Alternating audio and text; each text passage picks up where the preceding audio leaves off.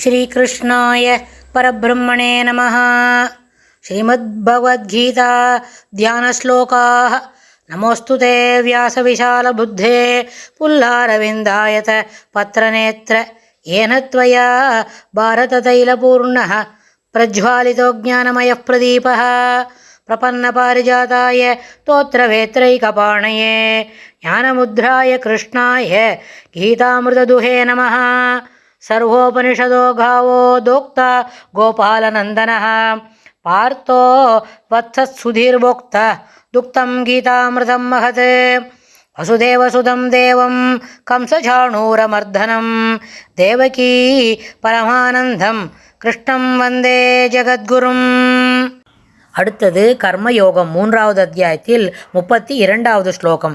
ஏத்வேதத் அப்யசூயந்தோ ந அனுதிஷ்டந்தி மே மதம் சர்வஜான விபூடாம்ஸ்தான் வித்தி நஷ்டான் அச்சேதசः. ஏத்வேதத்யசூயந்தோ ந அனுதிஷ்டந்தி மே மதம் சர்வஜான விமூடாம்ஸ்தான் வித்தி நஷ்டான் அச்சேதசः. இந்த ஸ்லோகத்தில் பெருமாள் என்ன சொல்கிறார் அப்படின்னு கேட்டால், தூ மேலே என்ன சொன்னார், இத்தனை முதல் முன்னாடி இருக்கிற 2 ஸ்லோகத்துலேயும் பெருமாள் என்ன சொன்னார், நிராசீர் நிர்மமஹா, அது இல்லாமல், அதாவது ஆசை இல்லாதவனாய் பற்றில்லாதவனாகும், விகதஜ்வரஹா, என்ன பண்ணணும், போர் புரிய வேண்டும், மனக்கொதிப்பு இல்லாதவனாக இருந்து கொண்டு போர் செய், சண்டை செய்வதற்கு முயற்சி செய் அப்படின்னு பெருமாள் அர்ஜுனன்கிட்ட சொன்னார். அப்புறம் என்ன செய்யணும், மயி சர்வாணி கர்மாணி, மயி என்னிடத்தில், பெருமாளிடத்திலே, சந்நியஸ்ய எல்லா கர்மங்களையும் சமர்ப்பணம் செய்து, தான் ஒரு ஆன்மா மட்டுமே, அதாவது இந்த கர்மாவை என்ன அனுபவித்து களைவதற்காக மட்டுமே இந்த சரீரம் கிடைக்கப்பட்டிருக்கிறது அப்படின்றத மனசில் வாங்கிக்கோ அப்படின்னு சொன்னார் இல்லையா, தூ அதுபோல். ஆனால் அதே மாதிரி செய்யணும். அப்புறம் பொறாமை இல்லாதவனாகவும் ஸ்ரத்தை இல்லாதவனாகவும் என்ன பண்ணும், இந்த காரிய கர்மங்களை செய்ய துவங்கினால் அவனும் இந்த கர்மக்கட்டி நின்று விடுபடுவான்னு போன ஸ்லோகத்தில் சொன்னார். அதுபோல், ஆனால் இதெல்லாம் அப்படிலாம் வரும் தான். அப்போ என்ன கிடைக்கும், எவர்கள் என்னுடைய ஏதத் இந்த கருத்துக்கள், இந்த மதத்தை அபியசூயந்தக குறை கூறி நிந்திப்பவர்களாய் ந அனுஷ்டந்தி ந அனுதிஷ்டந்தி பின்பற்றுவர்களாக இருப்பதில்லையோ, அவர்கள் சர்வஜான விமூடான் நல்லறிவு அனைத்தையும் மழுங்கியவராகவும் அச்சேதசா அவிவேகங்களாகவும் உள்ள அவர்களை நஷ்டான் நாசத்தை அடைந்தவர்களாக, இந்த பிறவியை வீணாக்கியவர்களாக வித்தி அறிந்துகொள் அப்படின்னு பெருமாள் இந்த ஸ்லோகத்தில் ஒரே ஒரு 2-3 வார்த்தை ஹார்ஷாக சொல்லி கொடுக்குறார். ஏன் ஹார்ஷாக சொல்கிறாருன்னா, பெருமாள் சொல்கிறத கேட்கல பெருமாளா, அவர் என்னமோ சொல்கிறார், அப்படியெல்லாம் செய்ய சொல்கிறார், அது என்ன சாத்தியமாக, நிர்மமஹா நிரங்காரஹா அப்புறம் விகதஜ்வரஹா அதெல்லாம் பண்ண சொல்கிறார், அது எப்படி சாத்தியம், அவர் என்னமோ சொல்கிறார், அது அவருடைய கருத்தானா அவருக்கே இருக்கட்டும் அப்படின்ற மாதிரி அது என்ன சொல்கிறோம், பெருமாளுடைய கருத்துக்களை குறை சொல்கின்றோம். அந்த குறை சொல்வது என்ன பண்ணக்கூடாது, அதுக்கு இடம் கொடுக்கக்கூடாது. அது குறை இல்லை, பெருமாள் சொல்லிவிட்டார்னா அதற்கு மாற்று கருத்தே இல்லை. அது என்ன பண்ணும், தலைகூப்பி ஆழ்வார் சொல்கிற மாதிரி தான், தலை வணங்கி கைகூப்பி அப்படின்னு சொல்லி என்ன பண்ணோம், நிச்சயமாக அதை குனிஞ்சி அவர் பெருமாள் சொல்கிறத மாற்றாத கருத்துக்களாக ஏற்றுக்கொள்ள வேண்டும். அதாவது என்ன, குறை கூறி நிந்திப்பவர்களாக இருக்கக்கூடாது முதல் விஷயம். அப்புறம் என்ன பண்ணோம், அதை அனுதிஷ்டந்தி நானுதிஷ்டந்தி இல்லை, அதாவது அதை வழி மொழிந்து அதை கடைபிடிப்பவர்களாக இருக்க வேண்டும். அதை என்ன பண்ணக்கூடாது, அதில் அது கடைபிடிக்காமல் ஒழுகுவதை தடுத்துக்கக்கூடாது, பின்பற்றுவதில்லையோ நான் அனுதிஷ்டந்தி. அப்புறம் சர்வஜான விமூடான், அதாவது நல்லறிவு இழந்தவர்களாய், இதெல்லாம் பெருமாள் சொல்கிறத இந்த பெர்ஸ்பெக்டிவில் பார்த்து இதுபோல் புரிஞ்சுக்கிறதுக்கு தெரியாமல், அதாவது கிளாரிட்டி ஆஃப் தாட் ப்ராசஸ் இல்லை, அதனால் என்னாச்சு, முன்பக்கத்து மூளை சரியாக வேலை செய்யலை, அதனால் எல்லாமே தவறாகவே புரிந்து கொள்கிறோம். அப்படி தவறாக புரிந்து கொள்வதை என்ன பண்ணணும், அதிலேருந்து வெளியில் சொல்லப்பட்ட செய்திகளை சரியாகவும் நேரு வழியிலும் புரிந்து கொள்வதற்கு முயற்சி செய்ய வேண்டும். அப்படி முயற்சி செய்வராக இருப்பவர்கள் அவிவேகிகள், விவேகம் இல்லாமல் பேசின்றிருக்கா. பெருமாள் சொல்கிறது என்ன, எல்லா வேலையும் செய்யி, அதில் ஈடுபாடு வச்சுக்காத, கர்மாவை விடாத செய்யி, அதில் ஈடுபாடு வச்சுக்காத. அதானே சொல்கிறாரு, அதில் ஒன்று இது நானே செய்யணும், எனக்கே கிடைக்கணும், எல்லாம் எனக்கே வேணும், அப்புறம் ஒரே பொறாமையால் பொங்கி காது வழியாக புகை வரணும் அப்படிலாம் சொல்லாதே, உனக்கு என்ன உண்டோ அதை மட்டும் செய், அது தானாக உனக்கு கிடைக்கும் அப்படின்னு தானே சொல்லி கொடுக்குறார். அதை கேட்கறதுக்கு மனம் இல்லாமல் விவேகம் குறைந்தவர்களாகவும் நாசத்தை அடைந்தவர்களாக அறிந்துகொள். ஏனென்றால் இதை அனைத்தும் எதிர்மறை கருத்துக்களை ஒன்றை பண்ணும் காலம்போக்கில் ஒன்று அப்படியே அது முழுங்கிடும். அதனால் இந்த பிறவி வீணாகிவிடும். அவ்வாறு இல்லாமல் சொல்வதை நேரான கோணத்திலும் சரியான மனப்பான்மையுடன் கேட்டுக்கொள், கேட்டு அதன்படி நட அப்படின்னு பெருமாள் அர்ஜுனனுக்கு சொல்கிறார். முதல்ல அர்ஜுனனுக்கு மட்டும் இல்லை, அந்த இந்த இந்த முக்கியமான ஸ்லோகம் நம்மளை போல் இருக்கிறவளாக தான் இத்தனை வருஷம் கழிஞ்சு 5000 வருஷம் தாண்டியும் இது என்ன பண்ணுறது, இது நம்மளுக்கு இன்றைக்கி பயன்படும். ஏன்னா சொல்லக்கூடிய செய்திகளை எப்பொழுதும் மாறாமல் செய்ய வேண்டும், விடாமல் அனுசரிக்க வேண்டும். அதாவது ஒரு விஷயத்தை செய்யணும் அப்படின்னா முதல் என்ன தெரியுமா, அதில் அனசூயை, எதுலேயும் பொறாமையே இல்லை. உனக்கு என்ன உண்டோ அது கரெக்டாக நீ சரியாக செய்யணும். எதிராளிகிட்ட என்ன இருக்குது அப்படின்றத யோசிக்கிறத காட்டிலும் உங்ககிட்ட இருக்கிறத வச்சு நீ திருப்திப்பட தெரிஞ்சுக்கணும், முதல் விஷயம். ரெண்டாவது ஸ்ரத்தை. எது செய்கிறதா இருந்தாலும் என்ன தெரியுமா, ஒரு ஈடுபாட்டோடு அந்த வேலைகளை செய்ய வேண்டும். ஸ்ரத்த குறைபாடாக இருக்கக்கூடிய வேலைக்கு எப்பொழுதும் என்ன தெரியுமா, எண்டு ரிசல்ட் திருப்திகரமாக இருக்காது. அதனால் எண்டு ரிசல்ட் திருப்திகரமாக இருக்க வேண்டும் அப்படின்னு சொன்னால் அதற்கு பேசிக் ரிக்குயர்மெண்ட்ஸ் என்ன, ஸ்ரத்தையாக இருக்க வேண்டும். ஸ்ரத்தையாக அந்த செயல்களை செய்ய வேண்டும். மூன்றாவது அனுஷ்டானம்.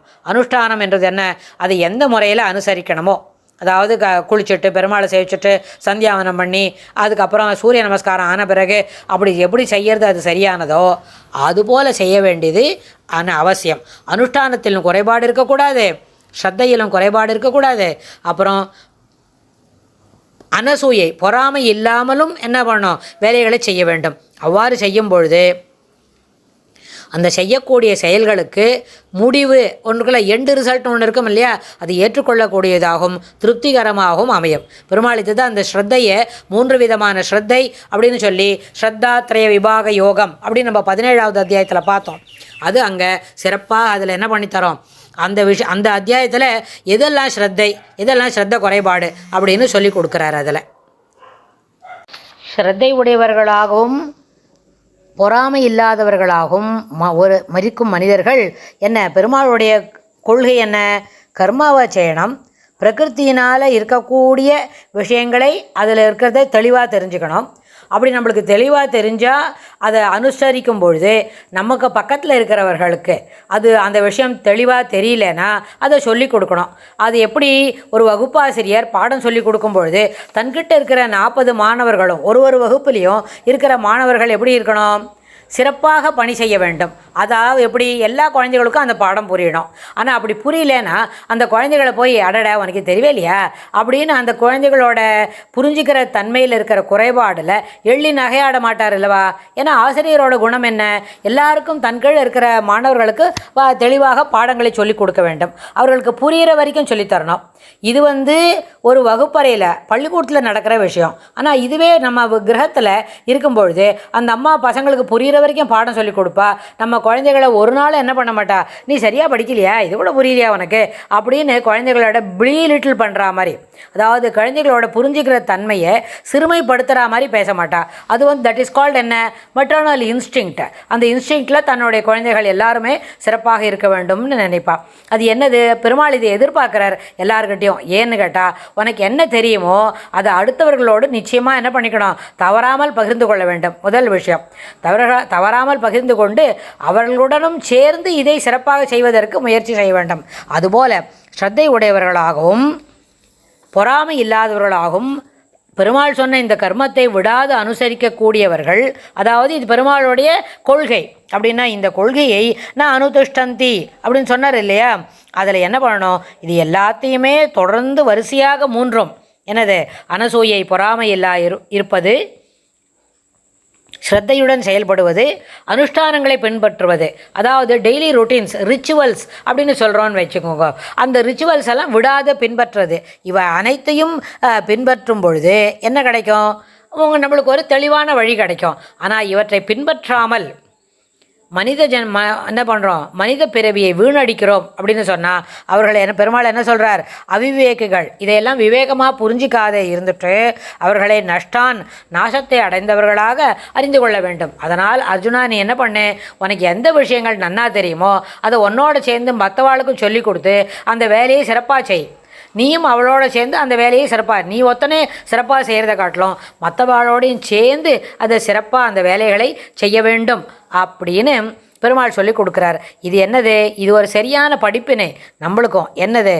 இந்த ஸ்ரத்தையை எப்படி சொல்லணும், எந்தெந்த விஷயத்தில் ஸ்ரத்தை இருக்கணும், எந்த ஸ்ரத்தையில் ஈடுபாடோடு இருக்கணும், சிறு விஷயங்களில் எப்படி இருக்கணும், சாதாரணமாக அன்றாட வாழ்வியல் தேவைகளுக்கு ஏற்ப இருக்கக்கூடிய விஷயங்களில் எப்படியெல்லாம் ஸ்ரத்தையாக இருக்கணும் அப்படின்னு சொல்லி கொடுக்குறார். இதை நம்ம 17வது அத்தியாயத்தில் ஸ்ரத்தாத்ரய விபாகம் 3 விதமான ஸ்ரத்தை அப்படின்னு சொல்லி பெருமாள் சொல்லி கொடுக்குறார், சொல்லி கொடுத்தார். அதை நம்ம ஏற்கனவே பார்த்தோம்.